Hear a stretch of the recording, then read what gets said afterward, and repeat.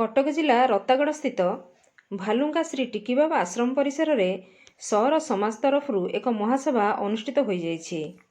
एही महासभार सौर संप्रदायर कटक, पुरी, केन्द्रापड़ा, जाजपुर, ढेंकानाल, अनुगुल, खोर्धा, भुवनेश्वर सौर समाज मुखिया माने एकजुट होइथिले। सभारे मुख्यमंत्री श्री नवीन पट्टनायक को सौर समाज तरफ कृतज्ञता ज्ञापन करथिले। आसंता फेब्रुआरी 19 तारिख में मुख्यमंत्री को धन्यवाद जणाइबा पई एक विशाल महासभा करबा पई प्रस्ताव दिया जायथिला। ओडिशार सौर संप्रदाय को आदिवासी मान्यता मिली।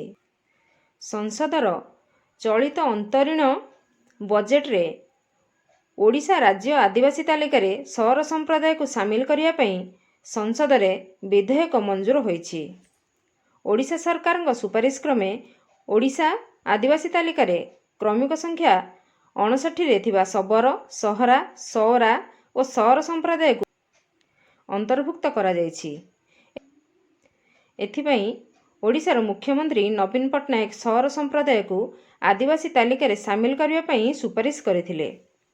मुख्यमंत्रींकर ऐतिहासिक पदक्षेप को सभारे प्रशंसा करा जायथिला।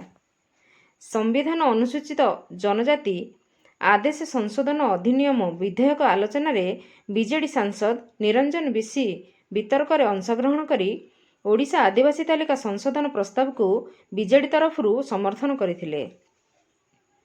आदिवासी तालिकार सौर संप्रदायर सामिल होइथिबारु सौर गोष्ठीर छात्र छात्री आदिवासी कोटारे मेडिकल इंजीनियरिंग आईन भली उच्च शिक्षा पाठ पढ़िबे, संविधान प्रदत्त संरक्षण रे नियुक्ति सुजोग पाइबे, पदोन्नति सुविधा सहित राजनैतिक पदवी रे सुविधा पाइबे।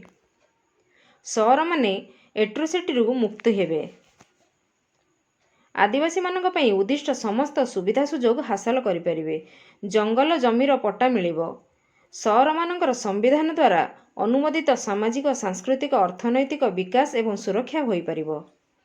एणु सौर मानक मध्यरे खुशीर लहरी खेली जाइछि।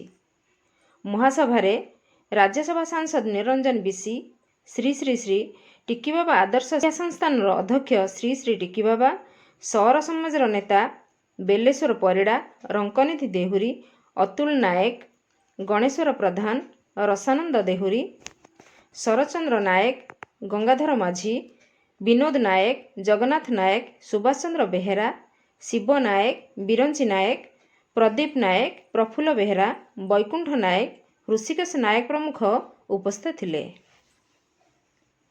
Bureau report, Nagaraj news.